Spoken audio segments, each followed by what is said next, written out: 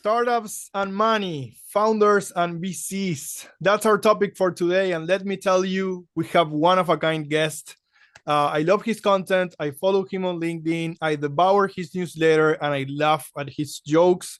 My guest today knows the VC world in and out, and he sure knows how to help founders navigate it, but also have his community laugh and reflect about it through the amazing content he's constantly putting out on LinkedIn, in his newsletter, and in so many other places. No more intro. Whatever I say will not make justice to his presence. So without further ado, Jack, thank you so much for being here. Thanks for having me, Matt. Well, I hope that I just try and give back to the community. There's not nearly enough unprofitable startups out there. And I'm doing my part to make sure as many 21-year-olds are funded as possible with no experience building companies that provide no real world value, going into a recession of all things, which I'm sure will be fantastic for the startup community and everyone will be just fine. I like your background, man. All these guitars and you look like a rock star. It's very cool. Thank you so much. Yeah, the guitars are for show. Honestly, play a few chords, but I manage myself on the drums. That's Um, good. yeah. So if technology doesn't help, maybe I can barely make a living by playing drums. You might as well. It's very much cooler than tech, Yeah. playing the drum. I always wanted to be a drummer. People tell me with the long hair that I look like a drummer. That's one of the instruments. If I am going to go rogue or I make, I sell Jabroni Capital for $400 million, I'm going to stop everything and just take drum lessons for 2 years and start a band that no one wants to come and see, but I do it for me. I would love to be your professor. Oh, I would. I'm where you're somewhere in Latin America. I'll fly down and visit you. It'd be great. Come to Uruguay. It's right next to Argentina. So if you want to go Yeah. crazier, you go to Buenos Aires. If you want to have the milder experience, you go here. But yeah. So Jack, tell me about you. Who is Jack? What do you do for a living?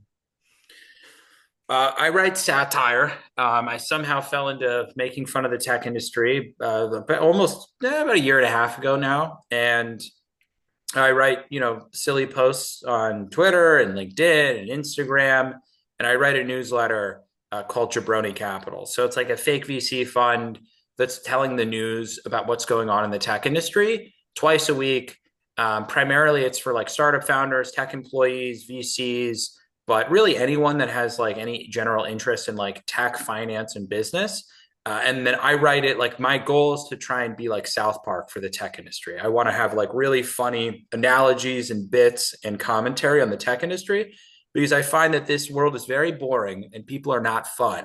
And if I listen to another podcast where someone tries to tell me to like wake up early and like be on time, I'm literally going to jump off of a roof. So I just try and have fun and write silly things, and somehow I'm not homeless, and it makes money, and I'm able to work for myself, which is awesome. But do you wait? Do you also? But you also help people get funding, or is that part of the whole? No, so I do also have a consulting. I'm really bad at marketing it because I'm ashamed that I have to have another stream of income. But yes, I work with a couple hundred founders a year to help people raise money. So I do one-on-one consulting with founders that are raising typically like pre-seed through Series A, anywhere between like $1 to $10 million. And I work with people to run a competitive fundraise. I think there's a lot of like bullshit fundraising advice out there. And most people, if you're good at fundraising, you don't need help and you understand the game. But the problem with the tech industry is it's very insular and people don't really talk about like, how do you actually go get investors to care about your company? Like, how does someone who have not a lot of traction raise $5 million from A16Z and the best investors in the world? So I try and help founders like navigate that process. And I tell them like how other people are successfully raising capital so that they can get money quicker, learn how to fundraise, and then they never have to work with an idiot like me ever again. So how do you tell us a little bit about how did you get here? What's your Sure. story? What are some of the craziest things that you've done to get here? Yeah, so I got my start in tech. Originally, like I wanted to be a comedy writer. And so that was originally my dream. And then I built Minecraft servers in high school that got millions of players, and I was making tens of thousands of dollars a month when I was like 15 or 16, working with my twin brother. So that got me into tech, and I was like, cool, I can make a lot of money on the internet. because comedy writing, as you might imagine, pretty hard to make money early on. And I am a greedy bastard. So I went into tech. I got into crypto. I joined the first gaming cryptocurrency. I raised one of the largest cryptocurrency ICOs back in 2017. I raised $53 million when I was a sophomore in college. I dropped out of college. I moved to Belgrade, Serbia, where we had a team of like 150 engineers. And I worked in crypto for almost 2 years. And it was one of the most insane and asinine, dumb experiences of my entire life. It taught me that like everyone's kind of faking everything in life and no one has anything really figured out. That ended up blowing up in my face. I led a coup. I got sued. I fled back to the States. I lost an exorbitant sum of money. And then I was like, well, what the hell am I going to do with my life now? I don't have a college degree. Crypto's in the shitter. No one wants to hire community fucking marketing leads for crypto companies anymore. And so I joined a startup accelerator originally to build a company, but they hired me to run their program and recruit founders to their program. So I did that for about a year, hated VC. They were nice people. I don't like accelerators. So I left that, started a company, raised a couple $1 million for it, and then worked at a number of different startups along the way. Either I was like a head of growth or marketing or ran my own startups. And so I got pretty good at raising money. And I learned how to like go from like no one gave a fuck about my company to having a competitive fundraise. And through that process, I started working with founders and people came to me like they always do. I'm sure this company, like, hey, Jack, how the hell did you raise money? So I just helped my friends. And eventually people were like, I'll pay you to help me. And then once I started shit posting, ironically, the fundraising business kind of took off because I just got so much reach that people, even though I said really dumb, silly things about the tech and VC world, people were like, hey, it looks like you might be good at raising money. And then I started being able to build that business on the side. So that's like high level. There's a lot of different weird things along the way in that, but that's like my general career trajectory over the last decade or so. I have several follow-up questions there. So is there still money to be made like Minecraft and stuff like that? I'm asking selfishly as Sure. well. My kids are 7 and 9 and all they do is play Minecraft all day. So Sure. can I help them like make money for me, like building stuff on Minecraft? Well, first of all, I do think that you should get your children to make money for you. It's really a missed opportunity. They have small hands, so they're good at building iPhones. The Chinese taught us that, but also they're good at Minecraft and they're good at Roblox and stuff like that. There's a lot of money to be made. It was better back like 10 years ago or so when I was doing it, but I mean, it's amazing how popular that game still is. And like the nice thing about games like Minecraft and Roblox in particular, I mean, obviously they're the most played games in the world. They have literally over a billion, 2 billion players or something. It's like literally a third of the world. It's like Right. something ridiculous. Insane. Um, but they allow you to build your own worlds on the game. And so how I got into it, and your kids can do this too, is I just started renting servers. You could go like buy a server box in like Austin, Texas for like 50, $100, $5,000 a month, whatever you need. And then other people can come find your game. So we built right when Grand Theft Auto 5 came out about a decade ago, we created Grand Theft Auto for Minecraft because we're like all these little kids, like your children can't buy, this 17 mature old like swears, prostitution, whatever. Probably not great for an 8-year-old unless you're a cool dad.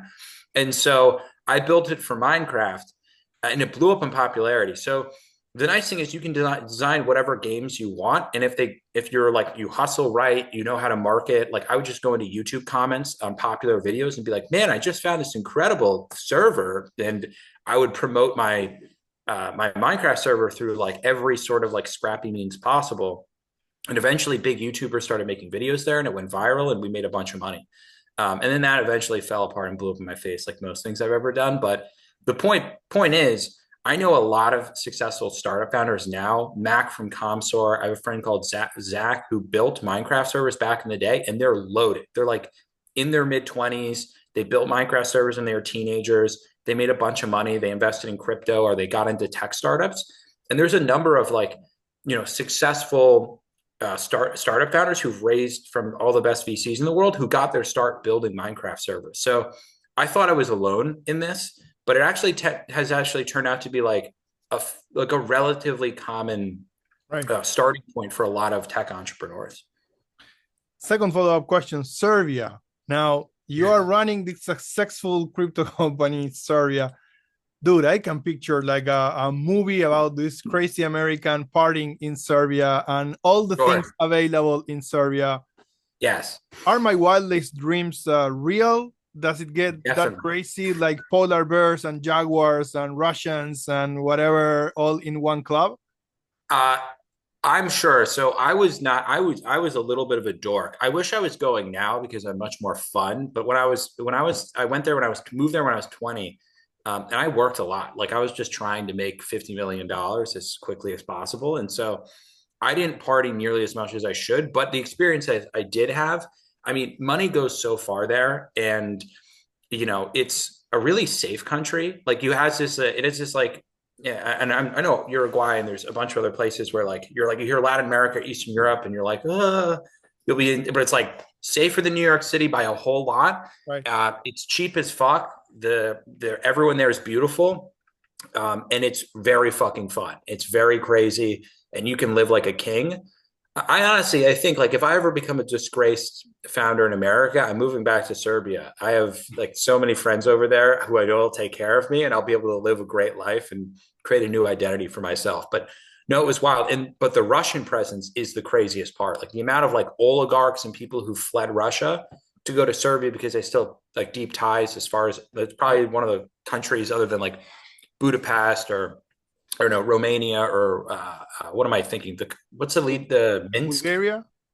Um, no, whatever. I'm forgetting. But anyway, there's like a couple countries in Eastern Europe that still have really close ties to Russia. Some of them have like, because of the whole Ukraine thing, don't send not so great ties with Russia. But Right. Serbia has really close ties. So like all of the rich Russians have fled there, or like Montenegro is another big one. And Right. especially if you really want to go to like the yacht parties with the Russians in Montenegro. I hear that's absolutely bananas. That's still something on my bucket list. But yeah, no, it's a wild time and there's a lot of money over there.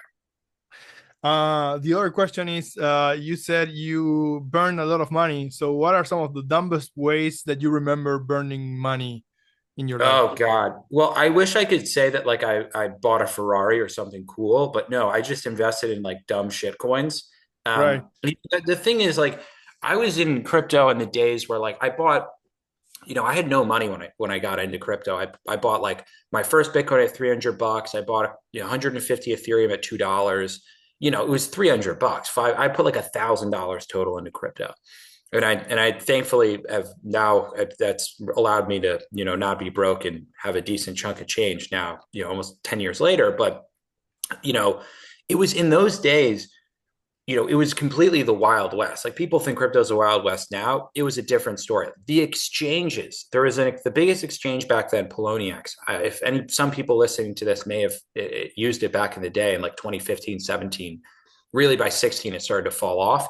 But there was a chat box that was called the Troll Box built into the exchange. So while you're trading lists of markets to go trade on, there's a little chat box with like the biggest degenerates in the world shilling different cryptocurrencies, advertising their projects or whatever. And they would manipulate the price of coins on the platform live. So like you're about to go make like a very responsible purchase. You're like, I'll go buy Ethereum. And they're like, buy Pepe 2.0 right now. It's going to the moon. You go look at the Pepe chart and it's going up. So you throw money in there, it fucking skyrockets for like the next 2 hours, and then you lose all of your money. So that was the real problem, is that you would just like, it was so hard to tell what cryptocurrencies were going to make out and do anything back then. And like I owned an ungodly amount of Doge. It was like $80. It would be worth like $4 million right now. Right. And you had no, and so it's like you buy something that's like, I don't know, cloud storage coin. You're like, this is going to be the future. Why would I buy Dogecoin? Cloud storage coin, nothing. You're worthless. Dogecoin, I would have been a trillionaire. So it's like you just had no idea what was going to work out. And I lost most of my money just like investing in like dumb cryptocurrencies, and then the market tanks, and you're left with a huge tax bill and you have to go shill out money to the IRS. So that's how I lost my money. Unfortunately, not in any cool ways. Again, really wish it was like a car or a plane or Right. something, or Right. Right. a Right. trip to Hong Kong. But no, it was all dumb shit coins. And now I'm very, very skeptical of cryptocurrency. I still have a lot of I still have a bunch of Bitcoin. That's really the only thing I own these days. But crypto just it never it like the thing that's the most annoying, and you didn't ask this question, but I'm going to rant to you right now. The Go. most annoying thing about the cryptocurrency industry is like I've been in this for literally a decade now. And the entire time, people are telling me in 2 years, everyone's going to use this. Ethereum in 2015, when I bought it, everyone's like, this in 2 years is going to change real estate. People are going to buy houses on smart contracts, mass adoption everywhere. And I hear the same thing now with new projects. And so I've become incredibly disillusioned. I think the dumbest people in the world work in cryptocurrency. It's really only, it's like 99% like literally people who have like mental disabilities, and then like 1% geniuses. But everyone acts like they're Vitalik Buterin, even though they have like an 88 IQ and they're launching like the dumbest crypto project in the world. But all the VCs are complete morons. The founders are complete morons. So it's just stupidity going around in a circle. And Right. then BlackRock comes in and pumps it up for a couple months and then dumps it on everyone, and everyone loses their money. Like it's happening right now. Yeah. Anyway, Yeah. you didn't ask for that, but I No, gave it to you. but I love it. I love the ranting. It's very much allowed here. Um, so you coach startups, you help them raise money. What does your perfect Padawan look like? What makes you the proudest, or what are the things that you wished the people that work with you learn and apply once you are done with your coaching? Yeah. So, I always I have a pretty good sense when I meet with a founder whether or not I think they can raise money. And most of the founders that are the most successful with me, they're using me like a luxury. They're like, I don't. They're a second time founder. They've never raised institutional capital, but they know how to build a business and they know how to get traction, make real money. Hard surprise, surprise. Um, and they work with me almost as a luxury, where they're like, I want someone that when I'm negotiating term sheets or I'm getting the process started, I want to speed up this process. I know it's going to take 6 months. If I can do it in 4, I'll pay Jack, and then I'll be able to call him in the heat of the moment and be like, how do I negotiate this term sheet? Those are by far the best people to work with. The reason I like that person, generally speaking, they really hustle. The problem with fundraising, I find, is most people don't work. They're like building investor lists for like 4 weeks. They're like color coding their investor lists, and then they're like, why don't I have meetings? I'm like, well, you fucking didn't reach out. You have booked no meetings. Like they're not working. They're not doing the actual things that push a fundraise forward. And then when they get into those meetings with investors, they don't sell it. You have to make people feel an emotion. If you get on a call and you're like, hi, I'm Mateo, and I'm building a SaaS company, and it's really revolutionized. It's like, ugh, it's boring. The reason I have a lot of attitude, and some people might not like that, but it's very memorable, right? Like for me, fundraising is two parts. It's execution. So it's like doing the work to book meetings, meeting other founders who can make introductions, reaching out to as many investors as possible, doing a bunch of, annoying hustle groundwork. And then when you're there, selling it. It's a performance. The more entertaining, the more exciting things you can say, the more you really hone your pitch to be like, it's like you're getting in there, it's electric, people are excited, they're like, I think this guy might be the next Adam Newman. Those are the types of things, when you give a performance like that, it makes you stand out among all the other boring losers who've talked to the VC that week. And it convinces people to give you money when you have no business getting money, because that's mostly what venture capital is, right? It's like you're making $200,000 a year as a business, and you're like, give me $3 million and give my company a valuation of 15 million. It's not worth that even close. On Right. paper, you're going to get a 4.9 valuation for like 500 grand. So it's if you got to perform, and people who can't perform and aren't ever willing to like learn how to be entertaining and like sell things really struggle. And those are, generally speaking, the people that can perform and really hustle. They end up raising money, more than anyone else. Can you coach that? Can you coach that charisma, that presence, that attitude, or there needs to be a spark within them that they bring with them? How much of it is coachable? How much comes with them? I think you can coach it. The thing I always say is you don't have to be a wacky dork like me. You don't have that. That's totally fine if you want to be more professional, buttoned up, but you have to learn to sell you the best way that you can. And a lot of people don't want to put the work into that because like public speaking, like performance, it is a skill. People can learn. Look, there's a lot of actors out there who aren't exactly charming, Right. but they sell it. They sell themselves. They get the roles that are meant for them. It works the same, I think, for pitching and raising money. So you have to like learn to work with what you have. But a lot of people just aren't willing to, and they think they're good enough. And Mm. the hard part for me is being like, you can be better, and you have to actually commit to really practicing and trying, like stand in front of the mirror. Get like it's awkward and annoying, but it is a learnable skill. Um, and if you have a good business, it doesn't really matter. That's the other thing I'll say. If you have a business that I had a client last spring that, they were raising for a security and identity company. Their first contract was like 300,000 or 400,000 with a really big tech company, and they were projected to make another $1 million over the next 6 months. They had an incredible pipeline. Within their first 2 months of launching, they were already at $300,000 or 400,000. They had no problem raising money. Right. Right. It was easy because they had a great business, and the founder was a nerdy guy, super smart. He could talk, he could pitch, but he wasn't by any means like, charisma 101, smooth talk and go up to girls on the street or anything like that. But he knew how to sell with his personality, and he really did the groundwork to book a lot of meetings and, motivate his network to actually introduce him to people. And so because he had a great business and because he did all those things, his fundraise was oversubscribed and he crushed it and it was awesome. So, those people, so what I always condition is like, if you're just growing a lot and you have a great business, like you should be able to raise money, no problem. So long as your business is VC backable. The only other problem I run into is even if you're making a lot of money, if you're in a market, say like you're doing a hiring marketplace of some kind, you could be making $5 million a year, but you might still struggle to raise money because that pitch has been said to VCs Right. 400,000 times. Right. And that's a thing that founders really struggle with. They're like, why isn't my pitch being received? Because there is a graveyard of Right. other companies, and it's such a congested space that, it's really hard to sell people sometimes if you have a business that it's been done 1,000 times over and hasn't really worked out well in the past. What about VCs? What are your thoughts on the VC side? What's the day of the land today? So I give VCs obviously a lot of flack. I'm sometimes a bit of a jerk, but what I'll say about VCs is, the reason I give people a lot of flack is there are really great VCs out there.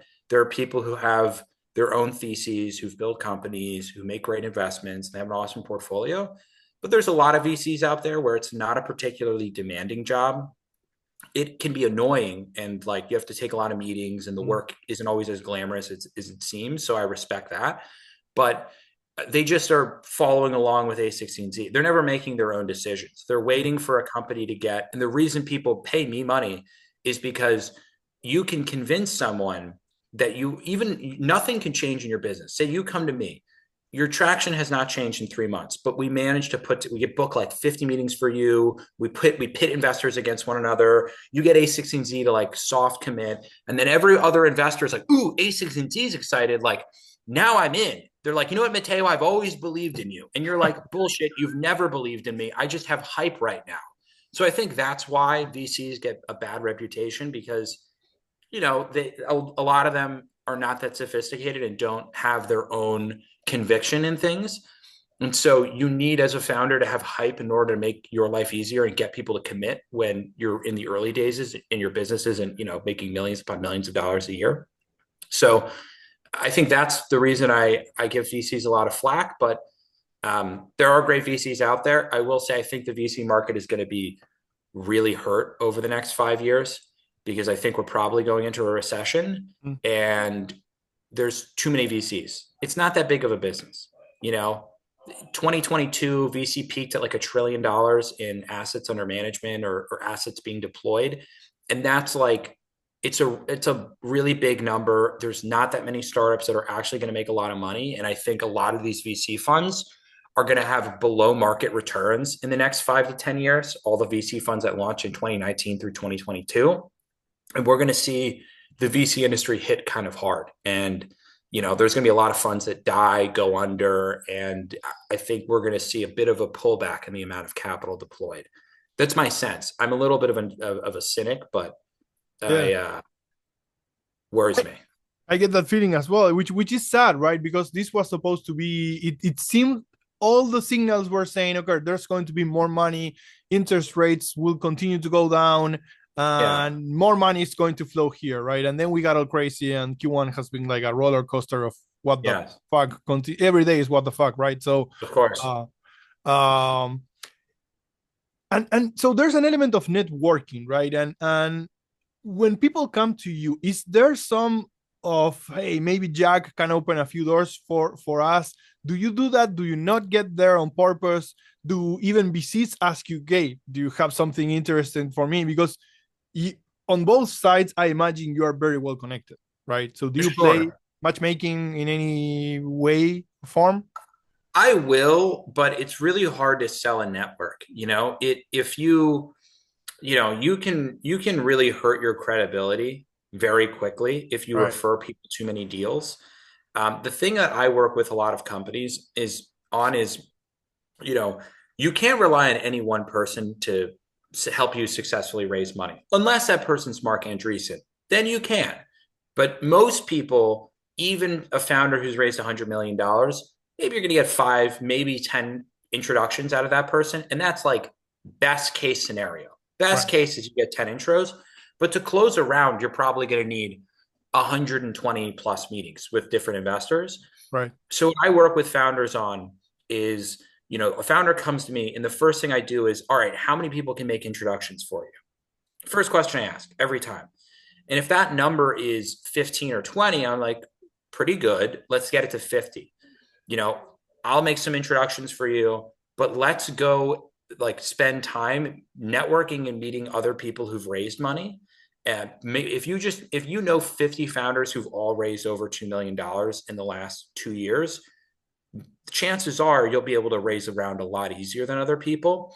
So what I work on with founders is how do you improve your network to get more introductions? Like how do you right, build a list from 20 to 50 people who can all introduce you to investors? And those people who make introductions are generally other founders. Sometimes it's angels, sometimes it's VCs, but 8 out of 10 times it's going to be another venture-backed founder who's raised capital, who likes you, knows your business, and has investors on their cap table who they have a good relationship with, who they can make introductions for. So I'll work with founders to build up that network and that list of people, because at the end of the day, sometimes I make an introduction, the round is filled out, and everyone walks away happy. But most of the time, they're going to need a lot of people to make introductions for them. And so I don't want anyone to rely and get lazy and be like, Jack's going to just solve it for me. Because, right. if I go out, make some introductions, all my VCs say, no, we're then like, fuck, we're at square one again. And what are we going to do now? So next question is the obvious question on any podcast right now, the elephant on the room. I'm sorry, but I cannot not ask this question. So how do you think startups have changed and will continue to change in light of AI? Not only in terms of every single startup out there trying to sell that they have AI, right? But how they Sure. operate, how they hire or not developers, how they develop, the future of work. What Sure. what are your thoughts there? Well, I think what we're gonna see, and this is I think a good thing for entrepreneurs, is I think we're gonna see a lot more companies that never raise money, that fully bootstrap, that have really small teams, and they make a lot of money per employee. And I think that's probably going to be the future. And that's good, right? Like, my parents, your parents, that generation of entrepreneurs out there, small business owners, that most of them had a handful of employees and they got rich making a couple $1 million a year with like a services business or a legal firm or a dentist office or something like that.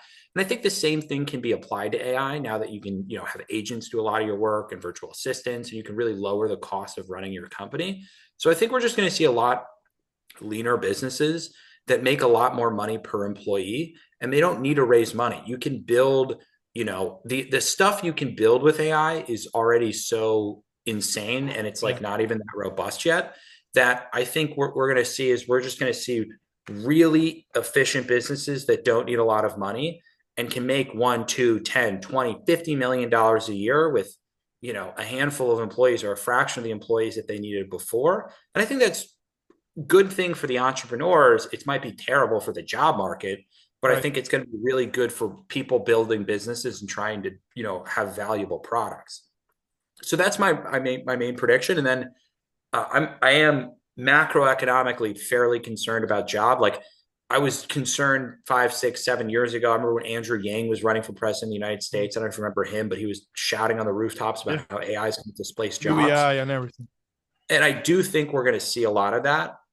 Um, and we hear billionaires like Elon Musk and Mark Andreessen being like, no, there's going to be way more jobs with AI. And I'm like, really? Like, I don't know if that's true. I've seen no indication. People are like, oh, prompt writers. I'm like, shut the fuck up. A prompt. There are not going to be 8 million prompt writers in the world. All right. Like, AI will be able to write the prompts in 2 years, So I don't know what the new jobs are going to be. Most of my friends don't deserve jobs right now. So I don't know what the new jobs are going to be in the future. And that is concerning, which is why I'm trying to make as much money as possible by 2030. So I'm not homeless and jobless for the rest of my life. That's a good strategy. Um, what inspires you to create content? How do you keep going? Right. God, it's hard. That's really challenging. I would say the newsletter is a little easier because it's long form, and I have a writing partner. I write with my identical twin brother, who's way funnier than me, and he's the man, and he helps me like come up with really good bits and content and one liners and all that stuff.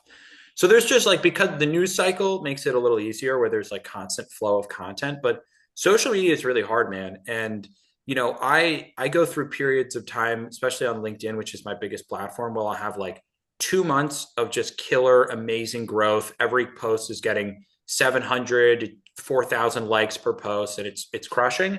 And then like right now, I'm like in a dead spell where I'm like, I don't feel inspired. I'm like, fuck, what do I write about? And then my business is growing, so I'm like trying to make money and do a good job for my clients. So it is hard. So I think what I've learned with content and when I committed to doing this is everyone says this, it is just consistency. It's consistency over time. And you're going to have swings. Some people are just like Mr. Beast, just like everything they do is a home run. But for most of us, we're going to do, we're going to have a month or two a little slower, a month of just like spectacular growth.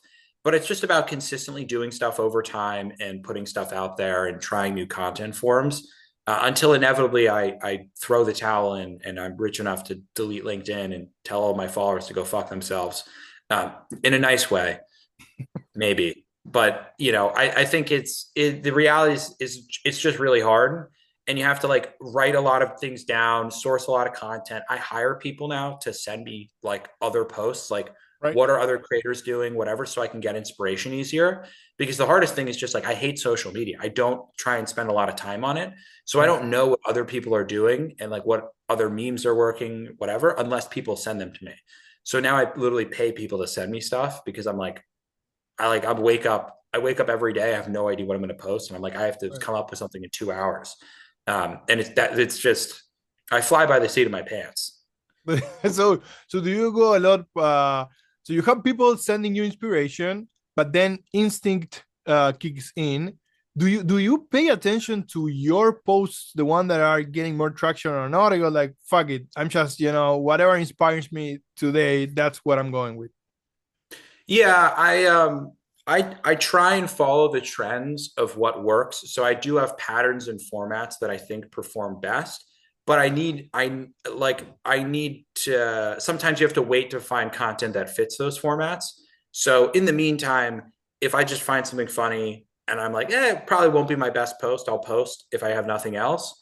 And then what you can do, the nice thing is I've been doing this long enough where I have like a year and a half of posting every day. So I can go back 6 months, 9 months and find an old post, which some dedicated followers would yell at me for, but most people have no fucking clue. I'm like copying stuff or reworking things of the past.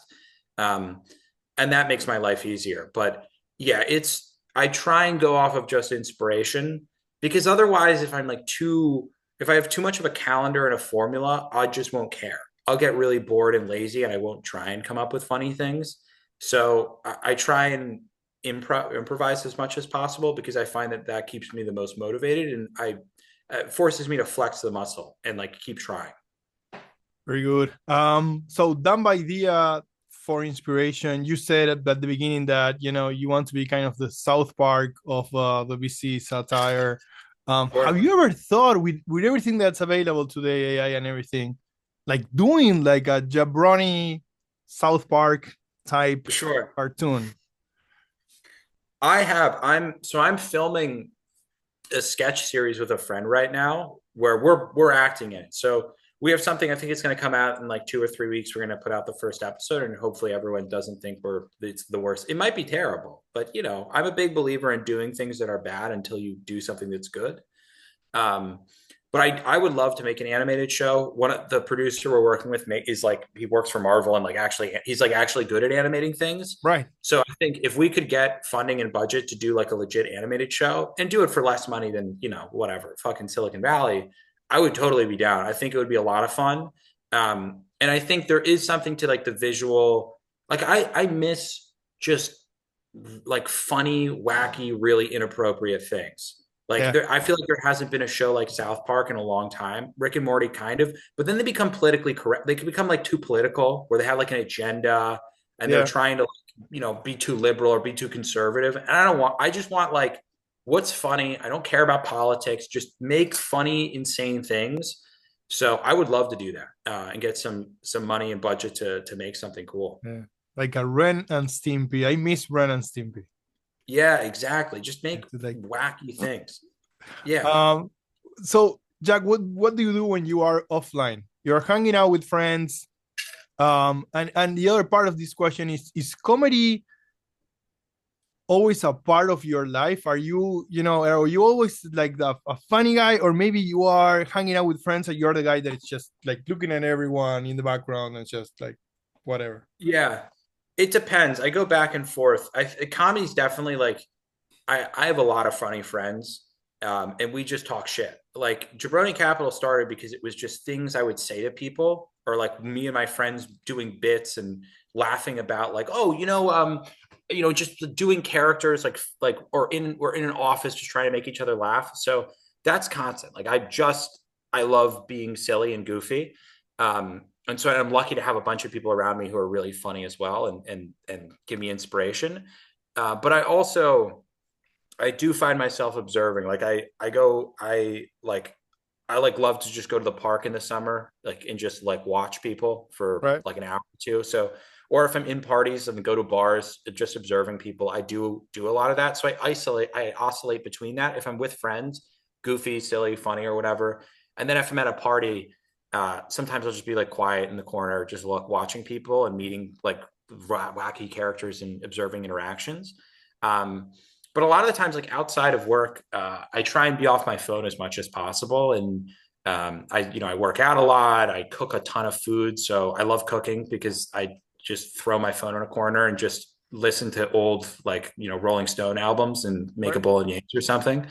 Um, and then I'm down in Florida right now, and I have a couple friends that are coming to stay with me. I'm dog sitting for my family, and we're just gonna fish, make like go like roast Oh, fish, get up in the morning, go out to a dock and sit there quietly for a few hours, and go hot tub and try and flirt with girls by a pool. So that's what I'm gonna do for my free time. Is I try and lock in and spend as much time off of social media and the internet as humanly possible. If the second I can throw my phone in the ocean, I will, and just get rid of it entirely. I will downgrade the second I can afford to.